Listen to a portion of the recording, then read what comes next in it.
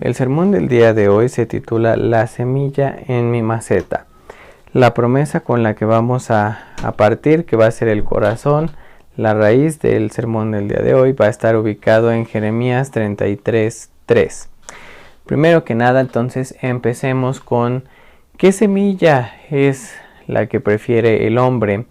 Si vemos la imagen que se presenta en pantalla, tenemos dos pedazos aquí de tierra. Uno de ellos es verde, el otro es la tierra, digamos, neutral, la tierra pura. Entonces la mayoría de la gente escogería el verde, porque todo el ser humano quiere cosas y la forma en la que estamos constituidos como sociedad es a que en medida de lo que tenemos es lo que podemos disfrutar, lo que nos hace valer, lo que nos da un estatus, lo que nos da diferentes cosas.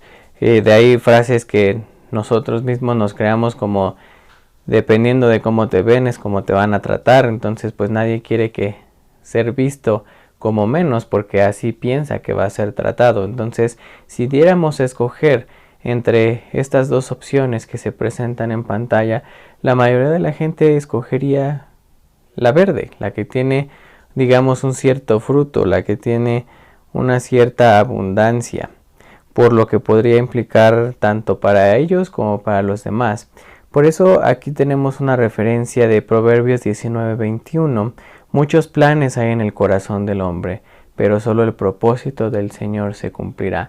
Así estamos diseñados el ser humano. Tenemos una cosa y ya estamos viendo que otra, y que otra, qué nueva meta, qué nueva cosa me quiero comprar, qué nuevos proyectos quiero hacer, qué viajes te estoy pensando en realizar. Siempre se trata de tener, hacer y a que sea lo antes posible.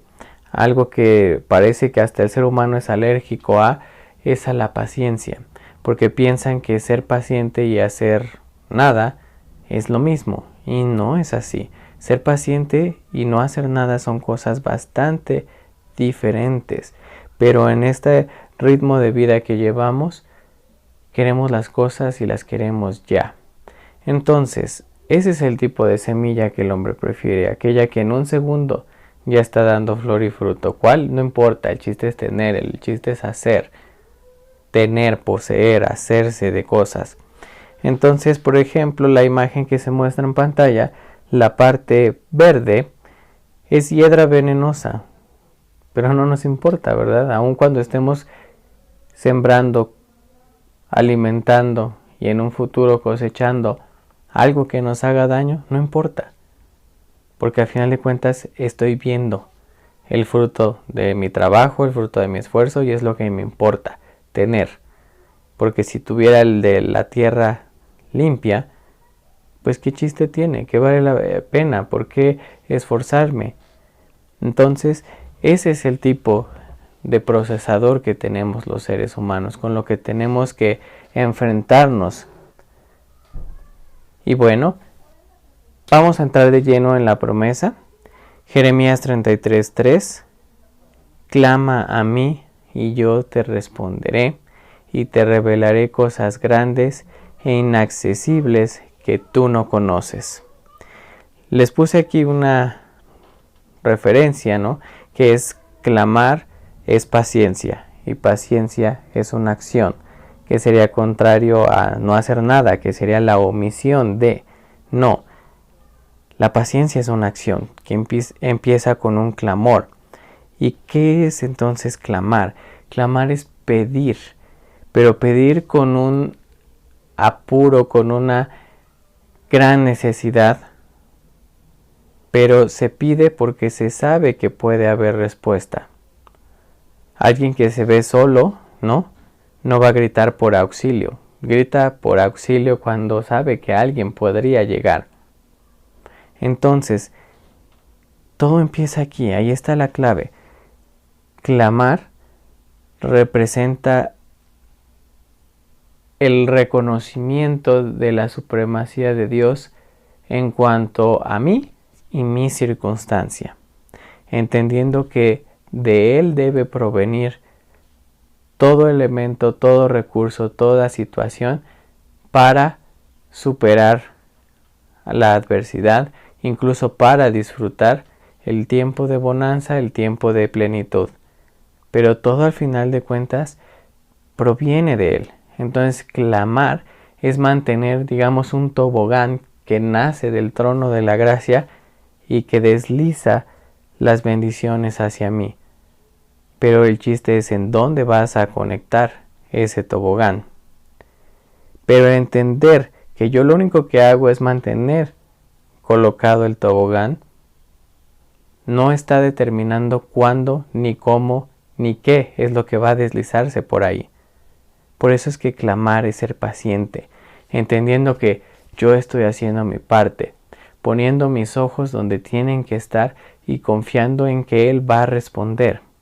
¿Cuándo, cómo y de qué manera? Eso no nos corresponde. Hagas lo que hagas, hagas el berrinche que quieras, no vas a cambiar esa situación, pues eso es trabajo que solo Dios puede hacer. Entonces, si yo clamo a Él, conecto mi tobogán y soy paciente, puedo tener por seguro que vendrá una respuesta. Y el hacer eso es no una vez al año y se acabó, es una vez cada que sea necesario. Hay veces en las que se necesitará clamar varias veces al día y volver a colocar el tobogán. ¿Hasta cuándo? Hasta que Dios pueda responder. Y aun cuando Él ya haya respondido, no se puede detener ese tobogán, porque ahora yo voy a mandar de regreso mi gratitud y mi alabanza. Entonces, clama a mí y te responderé. Es una promesa de Dios, no es a veces o si estoy disponible, es te responderé. Es un hecho, es algo que va a pasar de seguro. Y me encanta la siguiente parte. Y te revelaré cosas grandes e inaccesibles que tú no conoces. Porque si la respuesta, si la solución, si la provisión vienen de Dios, son cosas grandes que para nosotros son inaccesibles. Porque simplemente jamás lo hubiéramos imaginado. Dios siempre supera nuestra realidad, porque es Dios, si no sería un humano.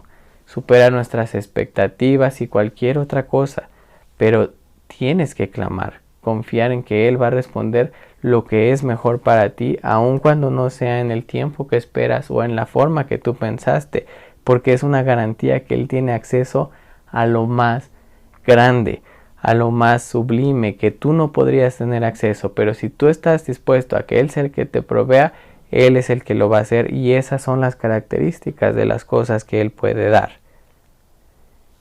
Pero aquí me encanta, la palabra es te revelaré. Revelar es quitar el velo, quitar lo que está tapando algo que desde un principio ya estaba ahí. Y eso es hermoso porque significa que Dios nunca improvisa. No es que esta situación y la solución que Él hizo se salió de control y pues ahí improvisó. Dios no es un Dios que improvisa. Dios es un Dios que planea y ejecuta. Nunca hay errores en su plan. Nunca nada se le sale de las manos. Entonces, si Él lo que hace es revelar, porque no está usando otro verbo como inventa en el momento, crea al instante o improvisa o soluciona, no, es revelar. Significa que desde un principio lo que estaba para ti ya se había hecho de antemano, ya estaba preparado de antemano. Podemos encontrar un montón de ejemplos en la Biblia. Imagínate y ubícate siendo un israelita esclavo en Egipto y tú estás clamando: Dios, ayúdame. Y mientras tú pensabas que no había esperanza y ya estabas triste y desilusionado, Dios ya estaba preparando un líder con las instrucciones, el plan y todo lo demás para que tú fueras libre. Que tú no lo podías ver porque todavía estaba bajo este velo es algo diferente, mas no significa que la solución, que la respuesta, que la bendición no estuviera ya en camino. Y ten por seguro esto, una bendición de Dios, una respuesta, porque eso es lo que es cada palabra que sale de su boca. Aún un no, aún una espera, son bendición de Dios. Y puedes tener por seguro que una bendición de Dios nunca es equivocada y nunca llega tarde. No es, ay, esto no te lo pedí yo, era para el de al lado, yo quería esto.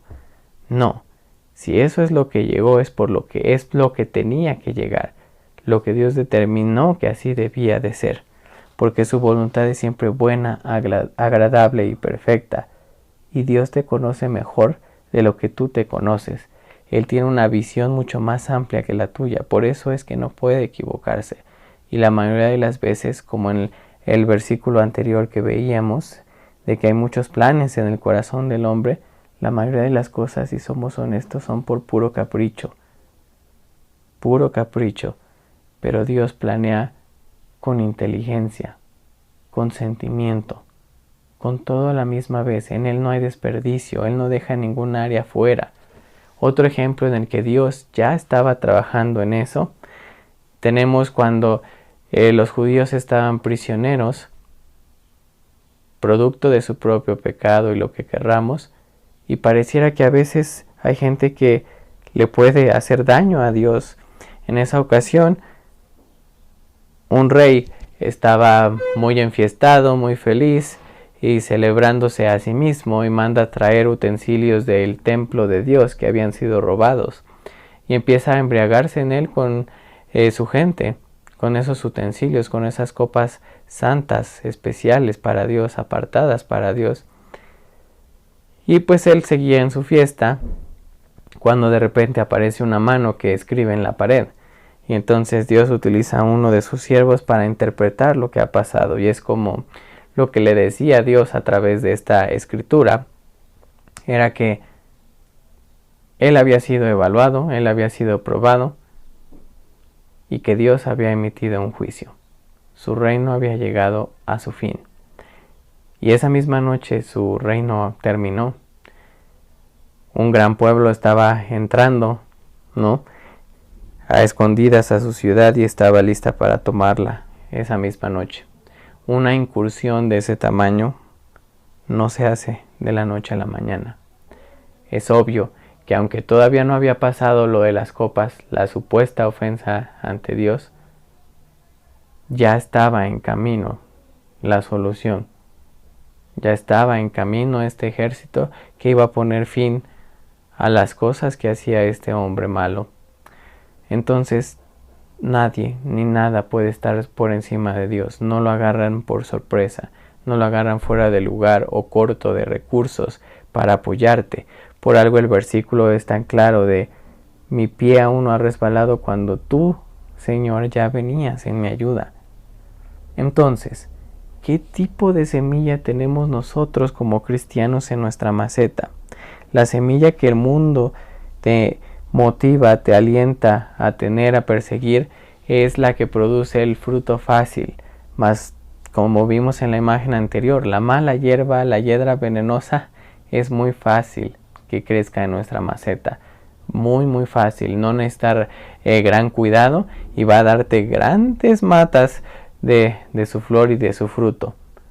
Así es el pecado. Es una semilla difícil de exterminar y crece tan rápido y opaca nuestra maceta, y nuestra buena tierra la ocupa, la abarca, se ensancha de una manera tan brutal, tan aplastante, tan dominante, que si tú la ves caer en tu tierra y no la tomas con la seriedad que es, te consume. Entonces, ¿qué tipo de semilla quieres tener? Hoy está muy común el que los dioses seamos ahora nosotros mismos. ¿Cuánto ganas? ¿Qué trabajo tienes? ¿Qué coche traes? No son cosas nuevas. Eso siempre ha estado y siempre estará. Por algo, cuando vino Jesús habló del tema, de los temas que más habló fue del dinero. Porque son de los alicientes para ser nosotros mismos nuestros propios dioses. Porque con tu dinero, ¿a quién honras? Lo gastas todo en gimnasios, productos de belleza y cosas para ti mismo. ¿Qué haces con eso? Entonces, la maceta que nosotros tenemos como cristianos, tenemos que entender que fue diseñada para la semilla que estaba en el proyecto original. Y era una semilla parecida a la del árbol de bambú japonés. Es una semilla muy particular. Durante los primeros 7 años tienes que darle bastante cuidado a esta semilla y no vas a ver ni un brote, ni una sola hoja, ni un solo tallo, absolutamente nada. Es una planta que solo los agricultores más experimentados, más pacientes pueden tener, porque los novatos, los nuevos, se rinden. 2 semanas no ven nada, la dejan de alimentar, la dejan de regar, la dejan de nutrir, dejan de prestarle atención, se olvidan y se buscan algo que florezca al día siguiente. Las cosas que valen la pena no son así, llevan su tiempo, y esta semilla es la ilustración perfecta. Durante esos 7 años la semilla prepara una raíz, prepara incluso la misma tierra, porque después de esos 7 años, en un par de semanas, que es increíble, alcanza la altura de 30 metros, uno de los árboles más grandes que hay,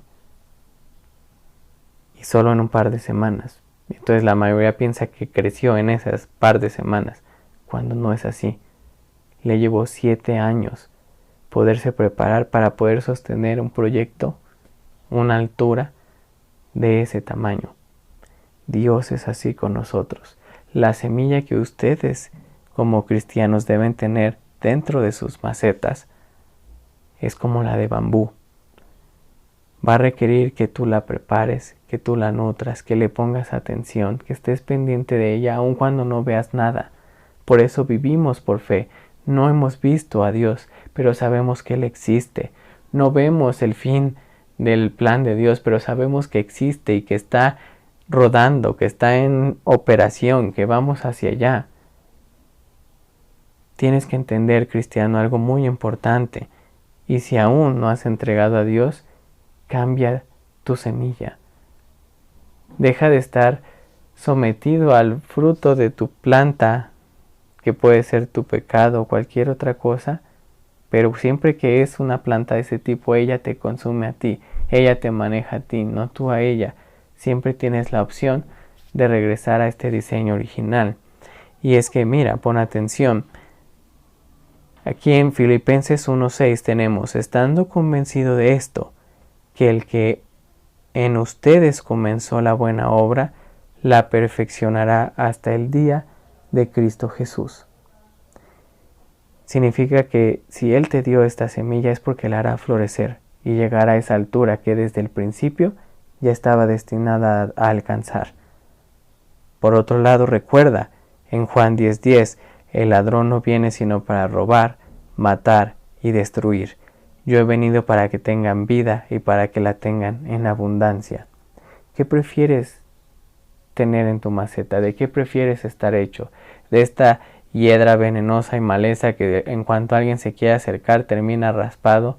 ¿Que tú mismo terminas raspado del contacto contigo mismo? ¿Que no tienes ni idea de las cosas que eres capaz de hacer? Porque pierdes muy fácil el piso. Te es tan fácil levantarle la voz a tu familia, pegarle a tu familia, hacer cualquier acto de violencia en contra de los demás, de ti mismo, o incluso de omisión, eres indiferente, y entonces tanto te dejas morir tú como a los demás. El enemigo viene a robar, matar y destruir.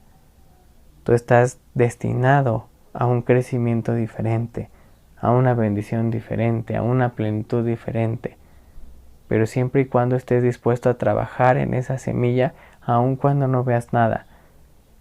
Puedes estar en medio de una situación difícil y no ves. Piensa, es una semilla de bambú, por eso es que no veo, más no significa que el plan se haya estorbado, que no esté en función y que no vaya a llegar a él. Claro que lo voy a hacer. Por eso estas promesas de Dios.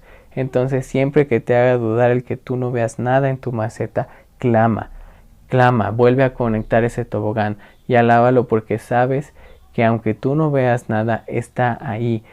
Porque lo que esperas es nada más que se revele, no que se cree, que se revele, ya está creado, ya está ahí. Esa bendición, ese propósito ya es tuyo. Simplemente tienes que aferrarte Sigue cuidando lo que Dios te ha dado, sea mucho, sea poco, tiene una razón de ser. Y tarde que temprano el tiempo terminará, el tiempo de espera, y entonces veremos ese precioso fruto. No significa que si no cuidas tu maceta no vaya a salir el bambú, va a salir, pero ¿cuántos años de sufrir con maleza y hiedra venenosa quieres soportar? ¿Cuántas deudas quieres tener con los demás por lo que hiciste o no hiciste? No pagues facturas extra cuando tienes tu bendición ahí. No es necesario. No te preocupes por proveerte lo que ya fue provisto. Enfócate en alabar y en agradecer por aquel que ya hizo todo.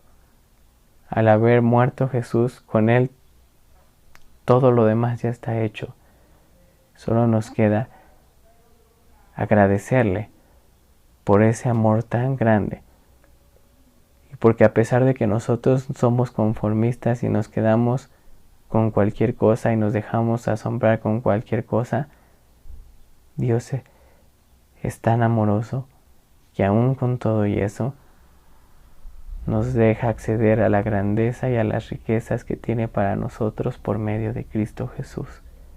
Entonces, clamemos, porque clamar es creer, es tener fe y convicción en que Dios es soberano sobre mi situación y es ser paciente para esperar su respuesta. Pero podemos estar convencidos que sin importar nada, el que comenzó la buena obra la terminará. Entonces puede ser una realidad hermosa en cualquiera que sea mi situación, sea de alegría o de tristeza, de bonanza o de escasez, que si yo clamo, Él responderá y mostrará cosas grandes y ocultas que aún no conocemos, pero que ahí estuvieron siempre.